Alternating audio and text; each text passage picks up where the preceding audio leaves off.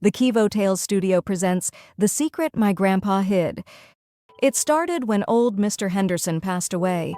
He was a recluse, lived alone in the decaying house at the edge of town, surrounded by what used to be a glorious garden, now just a wild tangle of weeds. Honestly, I didn't expect much. Just a few weeks of clearing weeds. But then, in the back of his dusty old shed, tucked beneath a pile of rotting burlap sacks, I found it, a small wooden box. Inside, not jewels, not money, but an antique photo album, its leather cover cracked, pages brittle filled with dozens of black and white sepia-toned photographs, and beneath that, a stack of loose, unsorted pictures. My hands were shaking a little as I picked up the first one. It was a young woman, absolutely stunning, with bright, defiant eyes and a smile that could light up a room. She was standing in a vibrant, meticulously cared-for garden, Mr. Henderson's garden. She was holding a small, hand-painted sign that read, "Ilara's Garden." Ilara. I'd never heard that name in our town's history, but then a few photos caught my eye. There she was, with a young man, always looking at each other with such intense, raw affection, sometimes holding hands, sometimes a stolen glance, and in one, they were secretly leaning in for a kiss behind a giant oak tree, the same oak tree still standing in the garden. This man, he looked so familiar, but I couldn't place him. He was undeniably handsome, with a kind, serious face. I started asking around, did anyone know an Ilara who used to live near Mr. Henderson?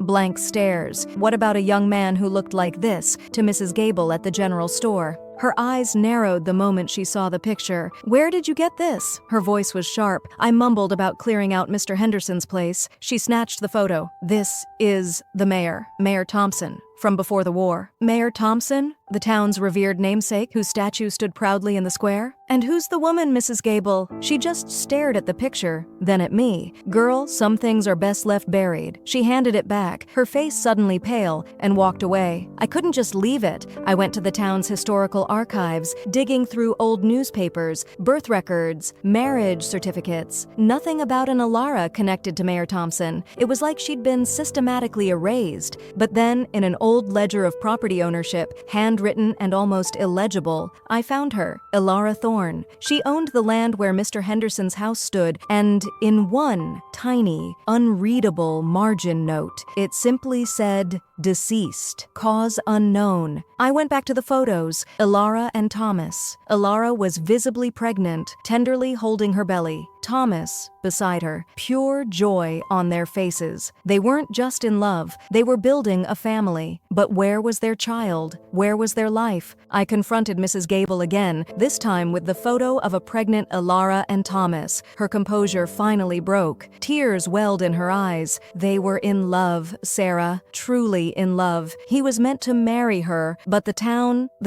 council, they were powerful families, you see. Thomas was from a prestigious family, and Ilara, she was an outsider, a free spirit, no family name, no fortune. "They forbade it?" I asked, my voice barely a whisper. "Worse," she choked out. "When they found out about the baby, they gave Thomas an ultimatum. Leave Ilara, marry the daughter of a prominent council member, or be disowned, disgraced. His family's legacy, his political future, it was all on the line. And Ilara?" Mrs. Gable looked away. She disappeared. Everyone was told she left town, abandoning him. Thomas married the other woman, became mayor, but he was never the same. He carried that grief, that secret, his whole life. I found the last photo in the box. It was Mr. Henderson, old, frail, but with those same kind, serious eyes as the young Thomas, and in his shaky hand, he held a faded photo of Ilara, pregnant. Across the back, scrawled in an old man's unsteady script, were just 3 words, "Our son, forgive me." Mr. Henderson was Thomas Thompson. The revered mayor, Thomas Thompson, had faked his own death years ago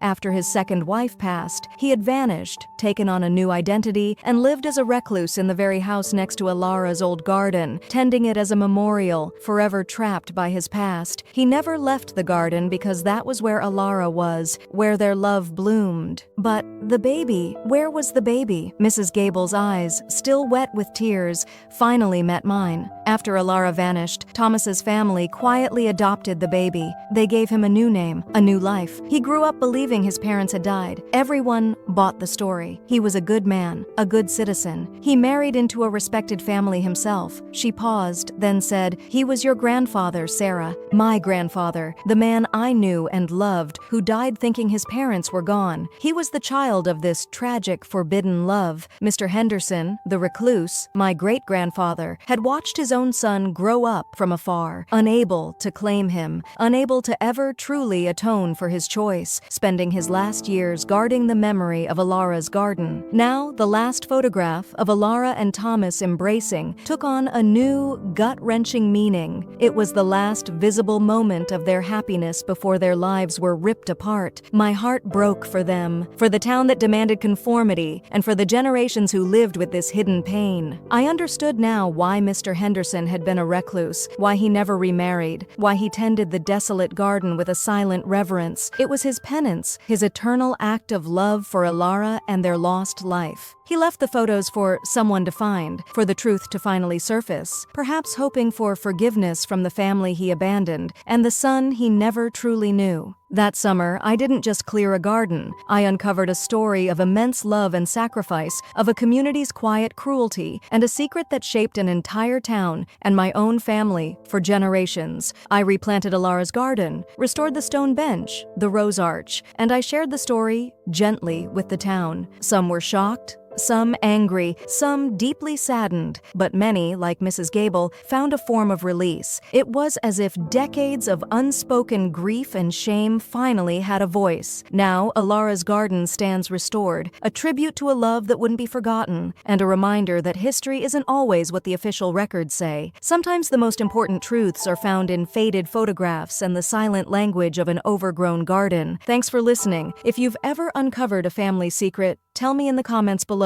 Did you like the story? Like, comment, and subscribe if you want to watch more.